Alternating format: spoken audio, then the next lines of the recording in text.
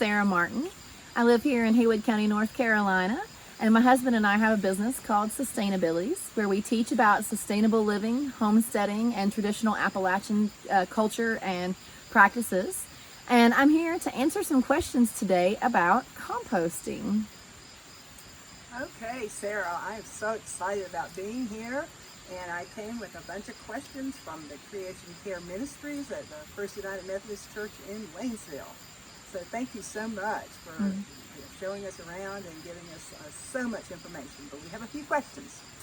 So the first one is composting complicated?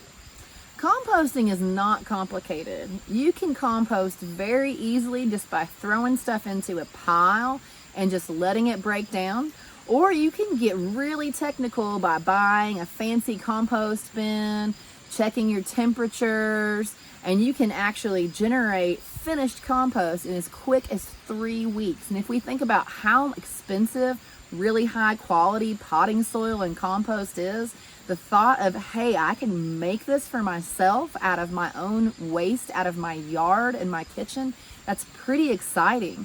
So it just depends on how quickly you want the product, but it can be super, super simple. Oh, that's encouraging. Great. I think I'll go home and try that. Okay, second question. Do I need to build a fancy compost bin? No, you don't. There are a lot of really fancy compost products out there on the market. All kinds of neat bins that have airflow and compost tumblers. There's one really cool one that's a giant ball that you roll around on a little stand. And they all look really cool. And if you're into neat gadgets, I highly recommend pick yourself up one of those and make composting really, really easy. But you can literally just tie a bunch of pallets together with some scrap pieces of string and create a compost pile that way. Or you can literally just throw stuff in a pile on the ground in the back corner of your yard. It is super, super simple. A lot of folks actually will just take a piece of fencing and just make a roll out of it and throw stuff into that pile, and you just pile it on up, and then that fencing just keeps it contained. But you don't even have to contain it, it'll break down. Just as long as those soil microorganisms can get in there, and you have all the things that they need, which is carbon, nitrogen, water, and oxygen, you're going to get beautiful compost. Okay, then what can I compost and what should I not compost? You can compost any what we call organic material. Anything that comes from a living organism or was part of a living organism can be composted.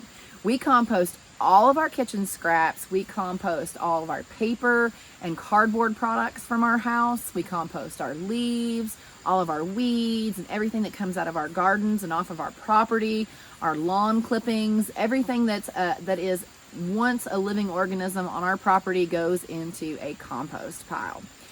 One thing that you do want to be careful about is you don't want to compost things that are toxic.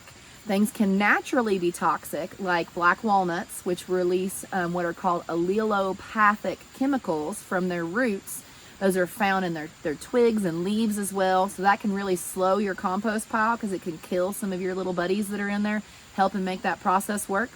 You also don't want to compost anything that has toxic chemicals in it.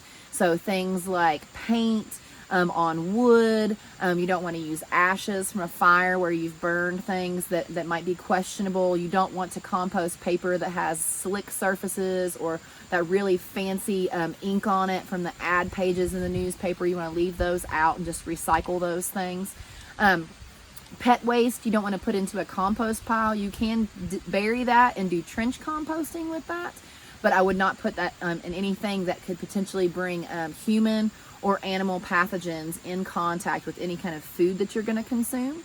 We also want to make sure that we don't compost diseased materials into compost piles that will then be used in your gardens, because we don't want to take plant disease and then reintroduce that into our garden through our compost piles. But composting is gross and smelly, isn't it? It can be gross and smelly if you have a really unhappy compost pile. A lot of times people make the mistake of just throwing all their kitchen scraps into a compost pile and they don't balance it. We have to make sure to balance our compost by not only giving them all that fresh green material, which has lots of nitrogen and protein in it, but also lots of brown materials, which have high carbon levels, which allow for structure in our pile and provide energy to those organisms as well as airflow. And so we want to balance our browns and greens. You want to put 3 times as much brown material into your compost pile as you put green material in there. So every time you throw those kitchen scraps in there, add some shredded paper, some leaves, maybe some sawdust or wood shavings to make sure that you have that nice balance to keep it healthy. Because if you just add a lot of green material in there, it can get smelly and squishy and funky. Okay, what about sticks and dense material? Can I compost those? You can totally compost that. It's just going to take longer. Just think about if you were trying to break wood down and you took a bunch of little sticks, you could break them. Even if you had a bundle of them, you could maybe break them over your knee. Someone handed you a log, you're going to be really chipping away at that log for a while. And so that's the same thing with our soil microorganisms. So if you have big items like sticks, I like to have a lazy man compost pile where I toss those over into a corner so they can kind of break down on their own. Also, something that's really helpful is to break those guys into tiny pieces when you put them into your compost. And don't be afraid to add your compost to your garden if there are still some little pieces of sticks and things like that in there. As long as the soil around it or the compost around it is looking soft and it's nice and it breaks apart in your hands and it's brown and it smells like soil, it doesn't smell like compost anymore, that's fine if there's a few pieces of sticks in there. Okay, then how do I apply the compost to my lawn or my grass? How do I apply it? So a lot of people don't realize that we can apply compost not only to gardens but also to our lawns. A lot of people put a lot of chemicals on their lawns, which actually isn't really good for your lawn in the long run, and it's not good for us if we like to use our lawns to lay and play and enjoy our grass. And so what you need to do if you want to put compost on your lawn, I recommend taking it and laying it out somewhere where it can get really good and dry and break up into really tiny pieces. And then just sprinkle that out on your lawn. You can actually even use a grass seeder, those little things that you turn the little wheel and it tosses your seed out. If you break it into small pieces, you can put it in that and just spread it out across your lawn. As far as your gardens go, you can actually apply that compost at any time. You can do what's called side dressing around your plants. And you can just kind of incorporate that with your hands or even just leave it on top of the soil surface. And all those critters in your soil will actually turn it in. Your worms will do a lot of that tilling for you if you let them do that.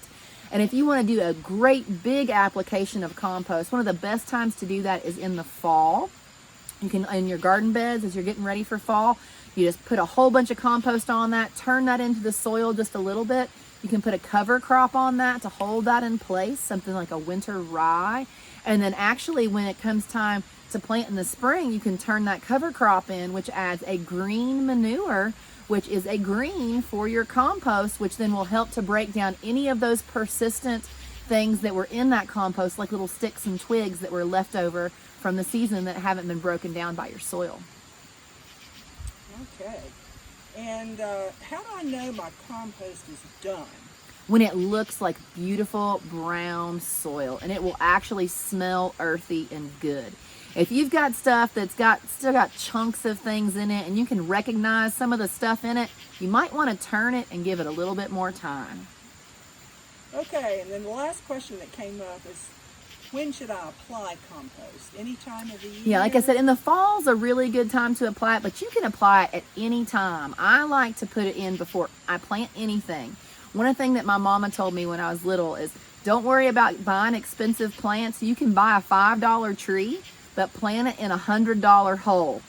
If you plant a $100 tree in a $5 hole, you're going to have a $5 tree really quickly. And so what I do is I put lots of compost anytime I plant anything in that hole and mix it with the native soil to give those plants a nice boost and really bump up that soil ecology all around the roots of that plant, and it will really, really thrive. And you can do what I called earlier as side dressing, where you just come along your crops just right at the edge of where their roots reach, kind of just move the soil around a little bit and sprinkle that compost in there and just kind of tuck it in. And so you can do that multiple times during the growing season and your plants will just love it. You can actually mulch with compost on top of the soil.